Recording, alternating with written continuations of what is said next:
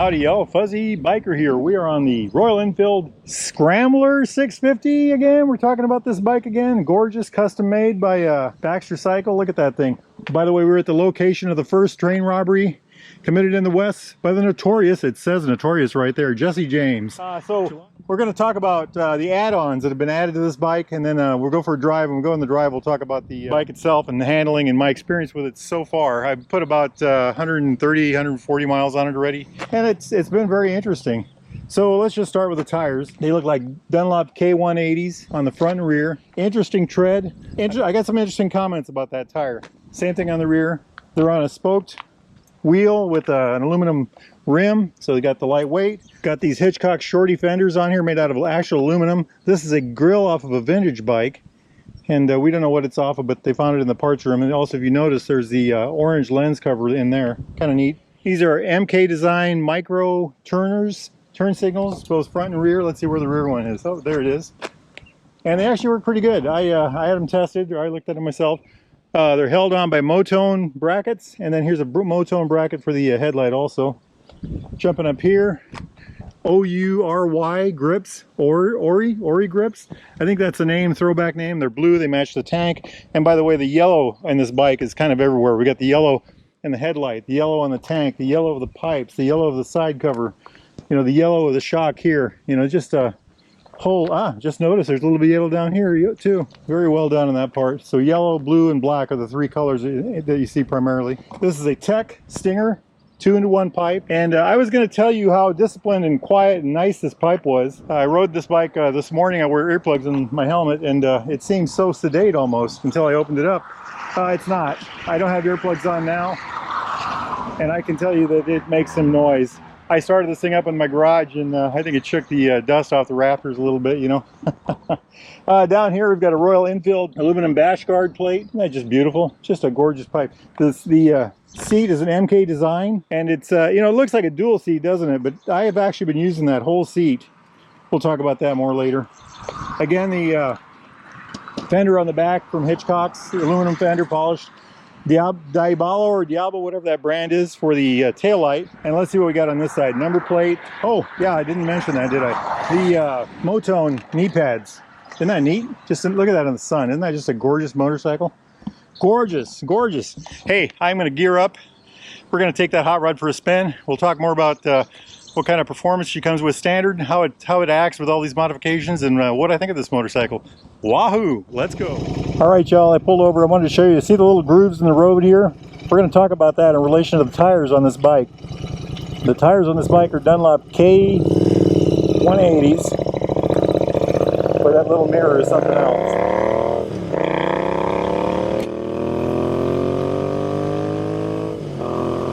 The bike with these tires does handle curves very well, I will give it that. And overall the tire is an excellent choice.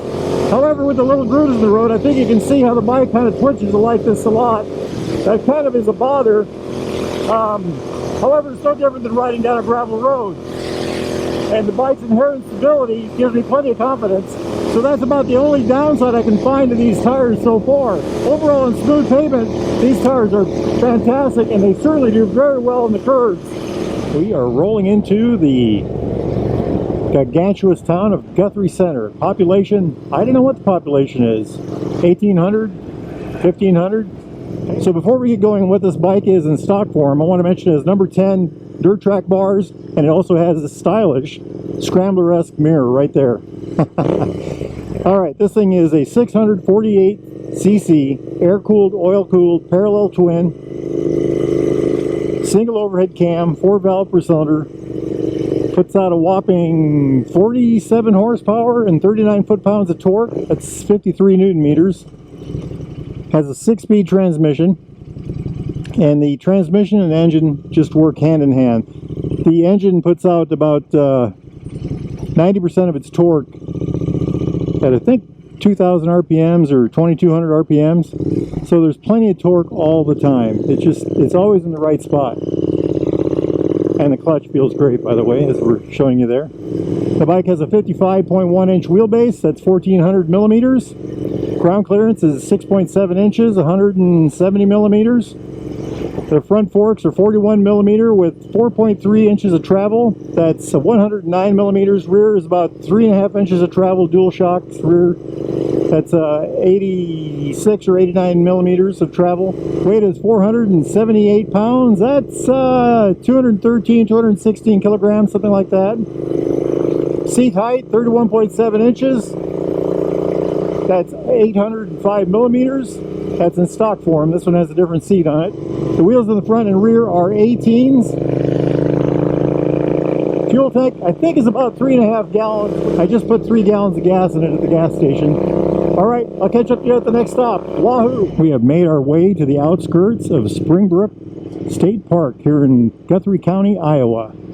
Incredibly high probability that we will see deer. It's dusk. We're on a motorcycle, and this place is rich in deer. I want to talk about the seating position real quick. I haven't mentioned that yet. Sitting on this MK Design seat, I am reaching forward to the bars. I'm leaning forward. My hips and my knees are almost the same height. I think my knees might be slightly down, and my heels are behind my knees. Is it comfortable? I have enjoyed it. I put a whole mess of miles on this bike today, 160 miles, maybe 170. It's been just fine. I do like it in conjunction with these bars, these number 10 flat track bars. Very good combination. I wish the grips were a little bigger. This morning I wore my thicker Naru gloves, and that was a little more comfortable. This evening I'm wearing my Royal Enfield Alpine Star gloves. These are thinner, more comfortable leather glove, but a little thin for this, I think. Okay, the tires, let's get back to those. We already talked about the squiggly road problem, but on roads like this, or normal roads, or any other kind of roads, the tire is excellent. And in the curves, the tire is fantastic. I do like the tire, and I would not change them if I had this motorcycle for myself. I do like them. Oh, there's some deer. A mother and 2 fawns. Y'all see that? Into the timber they go. Usually if you see a couple here, you might see a couple over here. Let's talk about the pipe. Now, those deer were watching us when we came in. That's because it is a loud pipe. It's a Tech Stinger 2-in-1. Oh, hey, there's another couple deer. I don't think these are the same ones. They look a little bigger. No one behind us. I think the best thing I can do is just get out of here. It's a Tech. It is a loud pipe. I think it's more of a gentleman's type pipe. It really screams when you open it up, but it does make noise otherwise. As a matter of fact, we're just going into a campground at dusk. I'm sure we'll get some looks. Suspension on this bike, in stock form, the suspension is rather stiff. It's a very positive suspension. I would say to the first-time rider, it would seem a little stiff and rough, but as you ride it, what you learn is it's incredibly positive. You're always hooked to the ground. Never does it bounce or feel loose. It's a good suspension handling-wise. It's definitely a rider's suspension, I would say. Jumping over to the seat, it's got that MK Design seat. It looks like a 2-person seat, but I've been using it very effectively as a single-person seat.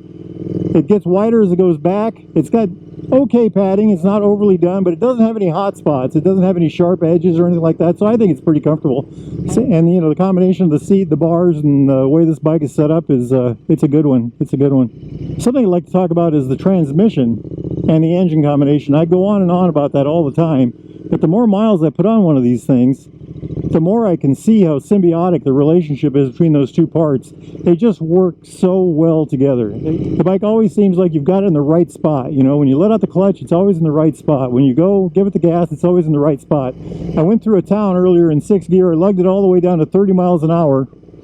Started leaving town, going uphill, just opened it up, and it just pulled right away. You know, it had plenty of torque. One of the things you think is, does it really need a 6-speed? And what I found myself doing is using it as a 5-speed until I get on the highway, and then I pop it into 6, and that extra little couple hundred RPM difference really seems to make a difference. It calms the bike down a lot. I want to compare the handling of this bike to, of all things, my classic 350. This bike is very nimble on the highway. It's very nimble around town. It feels quite light, and it handles a lot like that classic 350. That's kind of hard to explain, but it's true. Let's go up here and see what we got. This is the boat ramp. Would this be a good replacement for the 350? Darn right it would be, and believe me, I've been thinking about that. The only thing is, the 350 has something this bike doesn't have, and that's that Zen feeling. Now this bike I rode quite a bit. Oh, look at that. Look at that. Isn't that gorgeous? We're here at dusk. Beautiful, beautiful. I like it. I like it a lot. I rode this bike quite a bit last night, between 50 and 60 miles an hour on the blacktops. Just kind of babying it along, trying to enjoy a nice mellow ride, and it did it very well.